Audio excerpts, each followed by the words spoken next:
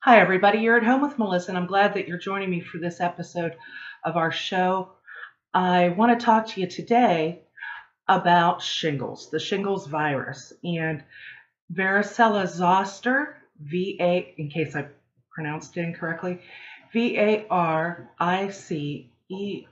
I'm thinking LLAZZOSTER. That's the virus that causes shingles, and it's also the virus that causes chickenpox. Okay, I am today's visual aid. Let me show you. Right there, you can see on my lips, you can see, and my face is red and things. Not a whole lot to see there today, but toward the end of the video, I'm going to show you some photos that I've taken throughout my outbreak of shingles, because it'll show you pretty much the typical rash that you get with it, what that looks like, so that you can, if you're having a problem and you think it might be shingles, you can maybe use that to help you identify it. And it'll also show you some possible secondary effects, secondary symptoms that you can get. And they're not nice to look at. These photos are really unpleasant. So what I'm going to do is I'm going to share with you information that I've got from my experience with the virus, my mother's, as well as what doctors have told me that I have verified through the Center for Disease Control website. So I'm going to give you some really good information. We're going to dispel some myths and things like that. And then at the end, I'm going to give you a warning so that those of you who don't want to see the gory pictures can turn off the video, having already got as much information as I can think of to give you. And as always, if you have any questions at the end, anything I haven't addressed, or anything that you want to share with people about your experiences with shingles, please feel free to leave a comment in the comment section. Now, this is, of course, obviously the shingles outbreak is why I haven't done a video for a little bit. Oh, that feels good and horrible at the same time. Okay, so if you have, how I said that the varicella zoster virus causes both shingles and chickenpox, that's why if you have shingles, you should not be around any pregnant women or anyone who has never had chickenpox or the vaccine for it, because you can give someone chickenpox from your shingles. But what you can't do is you can't give anyone shingles. Shingles is not transmissible person to person. So you might be thinking, well, then how do you get shingles? Does it just appear? Well, actually, yeah, it does. Because basically, what it is the virus, the varicella zoster virus, causes an outbreak of chickenpox. Then once you've had chickenpox, after that outbreak goes away, the virus can remain in your system, lying dormant, hiding in the shadows, waiting to jump out at you later and say, bang. And if it does that, that second shot with it is called shingles. Okay, so shingles is nothing more than the old chickenpox that was hanging around waiting to get you again. And that's why you cannot give shingles to someone, because for them to get shingles, they have to develop it from their dormant chickenpox virus. Okay, and you hear a lot about pain and itching and all of this with the shingles. I can tell you now from experience that no one's exaggerating. It's bad. It can be really bad. Now, what I want to talk to you about next is basically what you can expect, the symptomology of it, because you probably want to know, well, okay, fine. So you can get shingles only if you've had chickenpox, and then it crops up again from your system. So how do you know if that's what's going on with you? Well, what will happen is that you'll feel nerve sensations. It can be burning. It can feel like a knife cutting through you. Seriously, it really can. Itching, horrible itching sometimes, really crazy itching that can make you dig at your skin, kind of like methamphetamine users sometimes do when they get that sensation of bugs crawling and they just can't leave it alone. They pick their skin till they have sores. It can be that bad. You know, you can, or it can be more mild, but burning, itching, pain, numbness, tingling, all of these things. And that can go on for 1 to 5 days, okay? You don't have any visible symptoms at all. You can't look at yourself and say, oh, look at this. This is a symptom.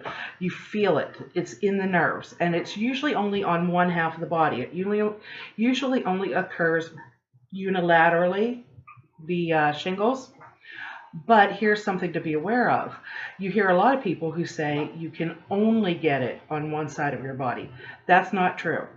There are cases of bilateral, both sides, outbreak of shingles, but that's extremely rare. Really, really rare, but it can happen. Most likely, though, you're only going to have this going on one half of your body or your face, and it'll be the tingling and burning that I discussed already. That'll happen for 1 to 5 days. After that 1 to 5 days pass, you're going to suddenly develop a little bit of a rash. I've written down the timeline, and this is without antiviral medications, okay? This is the natural course that the outbreak would follow. So for 1 to 5 days, you've got all the nerve sensations with no visible effects. Then you start to develop a rash, and the rash is just kind of a red or pink rash. And mine, when it developed, it was really faint. I mean, at first, you could hardly see it. Very, very pale rash, and it started right around my lips, and within a few hours it had spread up to about here. And so that's when I went to the emergency room. But after the 1 to 5 days of the pain and things, you get the rash, and then a few days later that rash will develop blisters. You'll get little tiny blisters all through. I don't have them anymore, they've gone away, but small blisters all through the rash. And then a week to 10 days after the blisters form, they'll start drying up, and they'll form a crust. Now that crust kind of, I know this sounds terrible, but it kind of looks like dried mucus. Dry, crusty looking mucus. And those will all start doing that. And then that crusty, flaky, nasty stuff will form scabs. And after about a couple of weeks, those scabs will fall off. Now you're probably wondering, for me anyway, the sensations that I've been feeling with it have been severe enough that I didn't care how terrible I looked. I just want relief from these symptoms. Still don't have it yet. And normally within a couple of months of the scabs having fallen off, your nerve symptoms will have gradually subsided and gone away. But for some individuals, those effects can last many months or even years, and in rare cases for the rest of their life. I know, that's terrible. My mother had shingles about 2 years ago to the day almost. And here we are 2 years down the road, and she still has burning. She has one area, hers was on her abdomen and back, and she has one little spot on her abdomen that has no sensation whatsoever, and she has pain in some areas, itching and things like that 2 years later. You know, and she's at this point pretty well convinced that she'll be one of those who does experience some symptomology for the rest of her life from it. I hope not. I hope she gets over it, and you know, I hope it's just taking longer, but you know, it's at this point it's a bit of a worry. Okay, so that's what you can expect in terms of the natural timeline for shingles. And really, you probably want to make that go as fast as you can. So what you want to do is, if you start to experience these symptoms, get yourself to the doctor or the hospital right away. And the reason you want to do that is because they will prescribe for you antiviral medications. And antivirals don't work like antibiotics. You know, if you get the right antibiotic for bacterial infection, it'll fight it, it'll kill it, it'll be gone. In addition to which, after about 24 hours on the antibiotic, you're not infectious anymore. That is not the case with the antivirals and the shingles. You know, once you have the viral infection, it has to run its course. And from the time you develop that rash until those blisters crust over, you're contagious. So you might be thinking, well, then why would I take the antiviral medication? Well, the antiviral helps you fight it. So it can make the symptoms less severe and also shorten the length of time it takes for you to go through this process. So it's a really good idea to get yourself to the doctor right away. And they have an easy time diagnosing shingles. Oh, that hurts. They diagnose it based on symptomology, the presenting symptoms. They don't do a blood test or anything. It's usually really clear when you have a patient who shows up and says, well, for a few days I've been having this tingling and burning, and it feels like electricity going through my skin on one side of my face or one side of my body, and now I'm getting this rash and these little blisters are showing up. It's pretty easy to diagnose for them. And so then they'll put you on the antivirals, and that can help the process go a little bit more smoothly. Not necessarily as smoothly as you would like, but any help is going to be something you're probably going to want. And so that's what good it does you. But keep in mind, like I said, even on the antivirals, you're still infectious. You are still contagious from the time that you develop that rash until those blisters scab. Okay. Now, you might wonder about the shingles vaccine. It's a good idea for anyone over age 60 to get the vaccine. Normally, the only people who come down with shingles, who suffer an outbreak of shingles, are those who are elderly or who have compromised immune systems. And the vaccine is not a guarantee that they won't ever have an outbreak. It's not a guarantee, but it is a help. It can help keep you from having an outbreak. And if you do have an outbreak and you've had the vaccine, it can help make, again, like the antiviral medications, it'll help keep down the intensity and severity of those symptoms and can help the process move along more quickly. And you're going to want that. You're really going to want that. So, it's good over age 60 to make sure you get that vaccine. Now, I know around where I live, the insurance companies normally won't allow you to have a vaccine if you're under age 55. I would assume that now that I've actually had an outbreak, that they'll now, even though I'm not 55 years old yet, they will approve a vaccine for me. You don't want to get the vaccine. I don't think they would even permit you to get the vaccine while you're in an active outbreak. But once that clears up, once you're well, then you can get the shingles vaccine. And again, it's a good idea to do so because it can really be a big help. And there are things as well. Oh, before we move on to that, speaking of, things that can help you possibly not have an outbreak or can lessen the severity of them and things like that. One of the myths that I've heard about shingles is I've had some people tell me that you can only have one outbreak in your lifetime. If you have shingles once, you'll never have it again. Generally, that's true. Generally, people only, if they have shingles at all, it's only once. But it's not necessarily true. You can have more than one outbreak in your life. Having shingles one time doesn't give you any kind of immunity against a future outbreak. Likewise, I've heard other people say that once you've had shingles, you're susceptible to it more so, and you're more likely to have it again.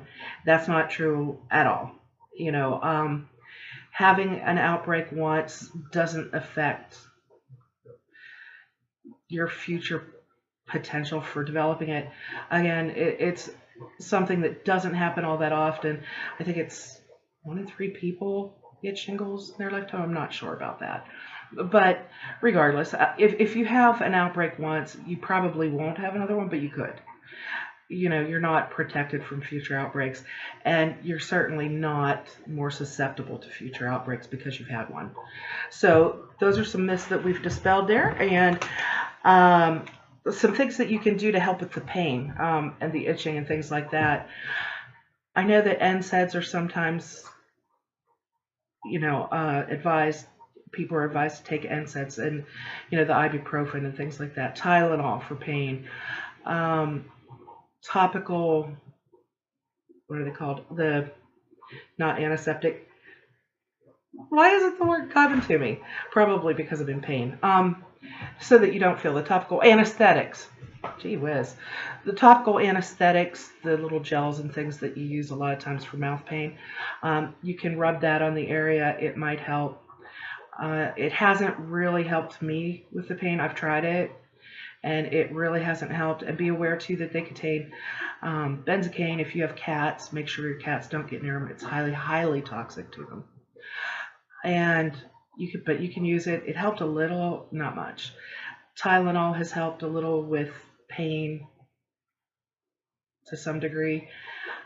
And then I tried for the itching when it got really bad, and it's really bad now. For the itching, I've tried the, not calamine, the anti-itch ointments and things that you can buy for allergies. I am just like, I swear to goodness, I'm having a hard time concentrating right now because I'm having a flare up of the pain and itching, and it's really hard. But anyway, the allergy creams that you put on for anti-itch, I tried those and they didn't really work for me too well, a little bit. But what I finally found did work is a spray containing the same active ingredient that you use for cats when they have hot spots and itchy spots. The anti-itch spray for them, and I think it's because it's watery, so it was absorbed more readily into my skin. I've had to reapply it pretty much constantly, but I've been spraying that on my fingertips and rubbing it in, and you can see that it's kind of hard to see, but you can see that I've got red patches and things. And I have scabs here, but the red patches now I think are primarily just from me rubbing my itchy face to the point where the skin is just raw. And you know, that might be something that you go through as well if you have shingles. So I just want you to know what you could be in for and what to look for and how to identify it.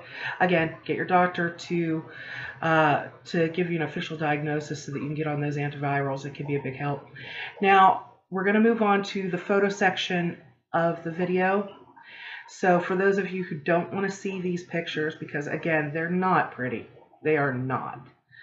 And so those of you who don't want to see them, please turn off your video now. I'm going to pause it while I get the camera face toward photographs, and I'll see you guys in just a split second.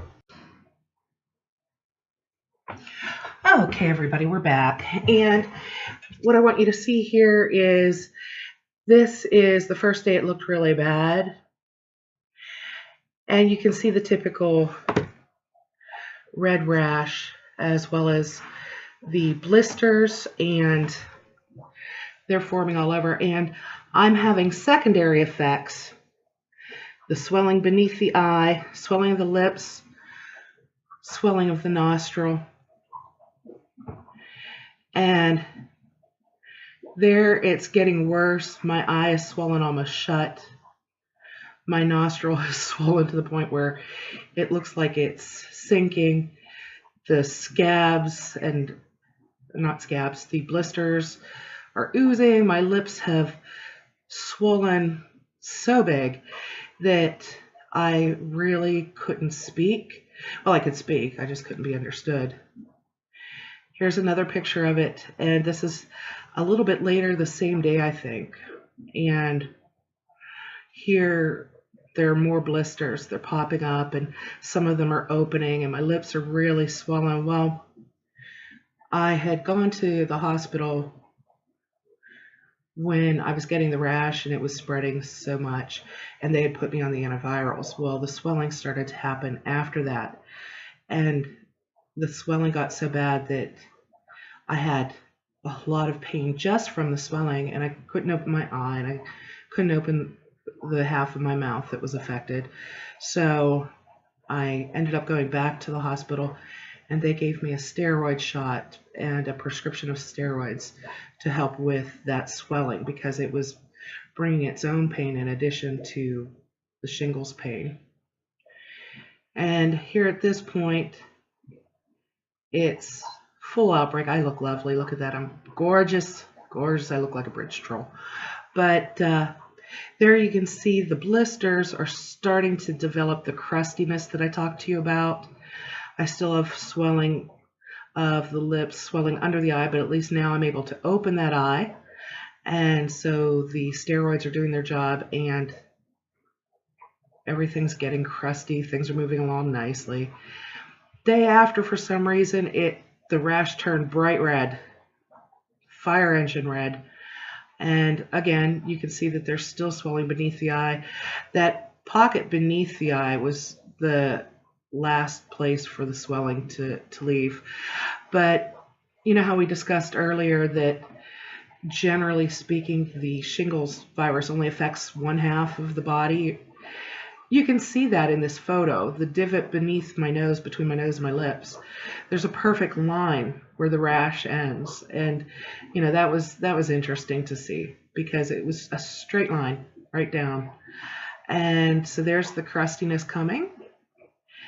And here's where they're starting to go from being crusty to developing the scabs. And this is kind of what things typically look like. So, you know, if you think you might have shingles, find out this is what you can expect. So if you see this kind of thing going on, that's normal. And they're dark and nasty looking. And right there, you can really see, remember how I said it, that the crustiness looks like dried mucus. Ugh, gross. Yeah, you can see that on my nose and lips. And then up along the eye and the cheekbone, things have started to develop actual real scabs. And so at that point, you know, you're looking at the light at the end of the tunnel in terms of what you can see, the symptoms that you can see, because at this point, you know, the scabs will start to fall off and the rash beneath them will get more and more faint and gradually disappear. And there's Spike the bearded dragon. She's molting, and so am I. Anyway, she's just basically the picture that I put up there to let us know that we were done going through the photos of the shingles. But again, if you have the burning and itching and numbness and things like that, and you start to develop a rash or what have you, you might want to get to the doctor. The sooner you get to your doctor, the sooner they can put you on antivirals. The sooner you get put on antivirals, the sooner those antivirals can start helping you to fight this infection, and maybe the less suffering you'll do. So I hope that this was helpful for you. We've covered a lot of information here. Again, if you have anything to add, please make a note in the comments. I'm sure everybody'd love to see it. And in the meantime, you guys have a great day and go out there and live and love and learn, and I'll see you as soon as possible. Have a good afternoon or evening or whatever it is for you right now. Bye-bye.